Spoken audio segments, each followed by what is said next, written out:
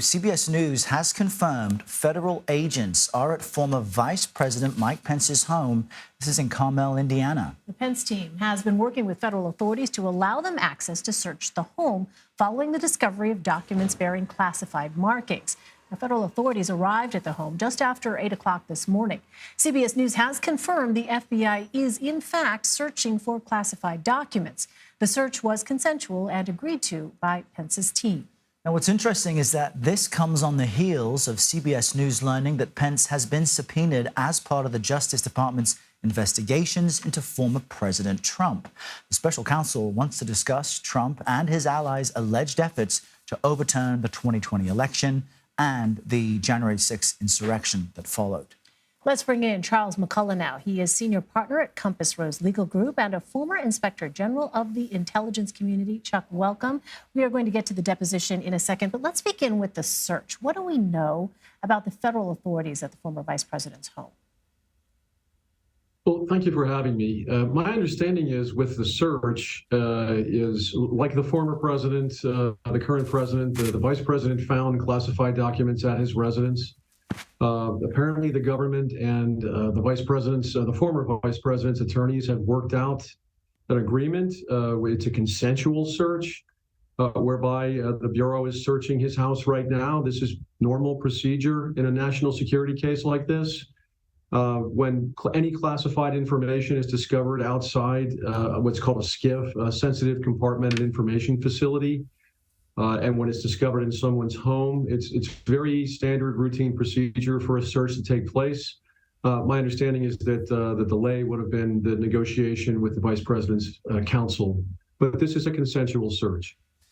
And so let's try to separate two things for a moment. You have this search, which we don't know what it's connected to, but we assume perhaps related to the classified documents issue.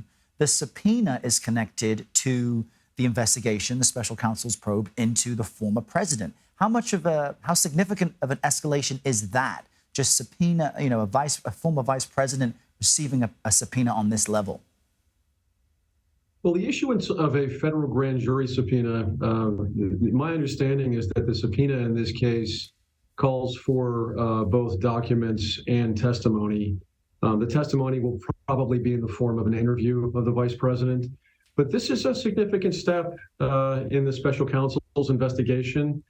Some would call it a fairly aggressive step.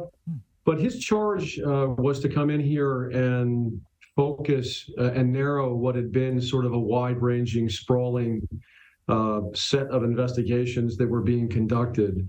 So I would take this step as significant, and that he certainly is sort of cutting to the chase here. Well, as the former vice president, what type of executive privilege can he invoke while being questioned by the special counsel? And furthermore, if he does invoke executive privilege, how does that pan out? Well, that's hard to tell. He has talked about much of his conversations or his interaction with the former president in his memoirs. The former vice president has. So it may be that much of this is covered by executive privilege, and during any interview that's going to take place, the interviewers are probably going to prepare themselves for non-answers to a lot of questions, and those non-answers will be composed of basically the vice president asserting executive privilege. One thing this has done is this has teed this issue up for consideration and resolution. And my expectation is that it will be resolved fairly quickly. All right, we'll continue to watch this closely. Chuck McCullough, thanks for joining us today. We appreciate it. Thank you. It's nice to be here. Thank you.